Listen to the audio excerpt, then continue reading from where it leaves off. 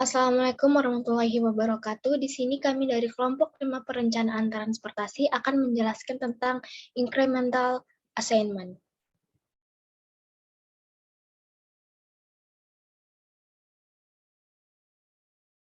Anggota kami sendiri, yang pertama ada saya sendiri, Anissa Tias, yang kedua ada Amalia Iza, dan yang terakhir ada Grace Maharani.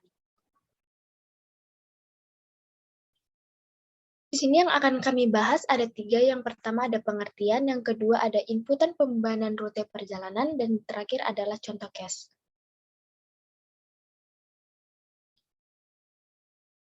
Baik, kami akan mulai pada introduction. Yang pertama, setiap pelaku perjalanan mencoba mencari rute terbaik dengan meminimumkan biaya perjalanannya.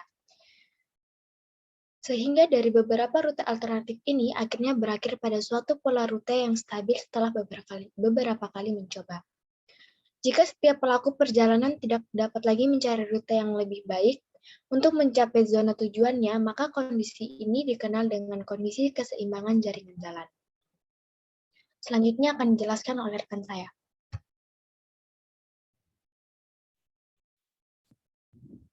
Selanjutnya ada inputan pembebanan rute perjalanan. Yang pertama ada data OD, matriks asal sampai tujuan perjalanan.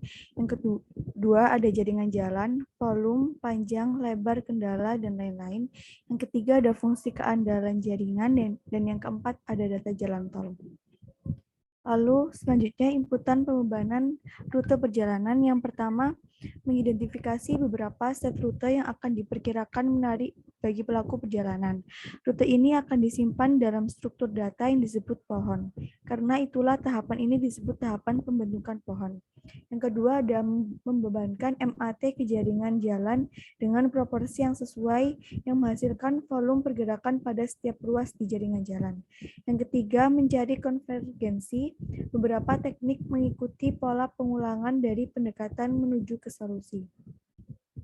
Lalu, output dari pembebanan jaringan lalu lintas diantaranya adalah yang pertama, ada volume lalu lintas jaringan, yang kedua, kecepatan perjalanan, yang ketiga, waktu tempuh perjalanan, yang keempat, rute yang terpilih. Beberapa metode dalam pemodelan pembebanan rute perjalanan diantaranya adalah yang pertama, all or nothing assignment, yang kedua, incremental assignment, yang ketiga, user equilibrium assignment, yang keempat, system equilibrium assignment, yang kelima, capacity restraint assignment, yang keenam, stochastic user equilibrium assignment, dan yang ketujuh, dynamic assignment. Incremental assignment. Model ini adalah proses di mana volume lalu lintas ditambahkan secara bertahap. Dalam setiap langkah, jumlah tetap dari demand total dianalisis. Berdasarkan hasil model all or nothing, setelah setiap langkah, waktu perjalanan rute dihitung ulang berdasarkan volume rute. Bila ada banyak penambahan demand, arus lalu lintas mungkin mirip model equilibrium assignment. Namun, metode ini tidak menghasilkan solusi keseimbangan. Akibatnya, akan ada inkonsistensi antara volume rute dan waktu perjalanan yang dapat menyebabkan kesalahan dalam langkah-langkah evaluasi. Selanjutnya akan dijelaskan oleh rekan saya. Selanjutnya ada contoh case. Terdapat pergerakan dari A ke B sebesar 2.000 kendaraan.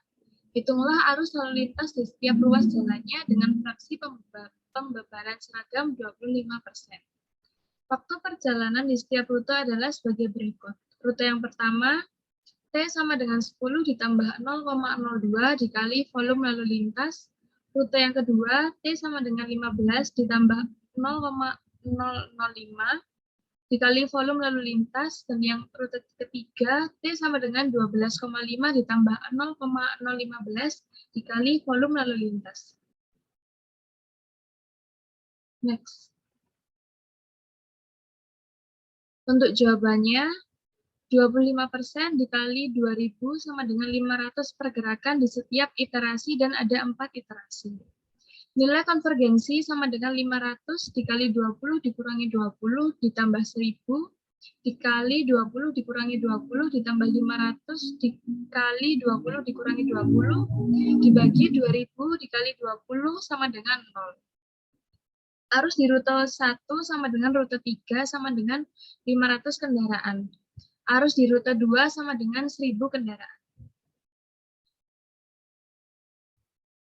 Sekian presentasi dari kelompok kami. Mohon maaf bila ada salah-salah kata. Wassalamualaikum warahmatullahi wabarakatuh.